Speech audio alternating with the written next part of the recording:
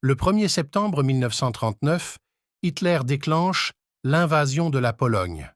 La Wehrmacht aligne alors plus d'1 million d'hommes, 2500 avions et plus de 3600 chars, formant le fer de lance de la Blitzkrieg imaginée par Guderian. Les troupes allemandes s'élancent en direction du couloir de Danzig depuis la Poméranie à l'ouest. Après avoir pris le contrôle du corridor, les divisions de la Wehrmacht obliquent vers le sud, renforcées par les troupes venues de Prusse orientale, ayant été ralenties par la défense polonaise à la frontière. Malgré une farouche résistance des soldats polonais mal équipés, chargeant parfois avec les chars ennemis, leur cavalerie, les Allemands s'approchent rapidement de Varsovie. Les premiers blindés allemands atteignent les faubourgs de la capitale le 15 septembre.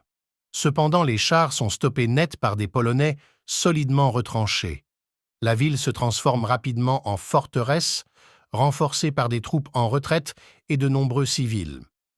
En parallèle des combats autour de Varsovie, une partie de l'armée polonaise se regroupe dans le sud du pays pour continuer à tenir tête aux Allemands. À cela s'ajoutent de nombreuses poches de résistance subsistant sur les arrières des Allemands avec des arrière-gardes polonaises farouches. Le 17 septembre, les troupes du Reich capturent la forteresse de Brest-Litovsk. Le même jour, à la surprise générale, les troupes soviétiques entrent en Pologne, progressant d'une centaine de kilomètres de 2 jours.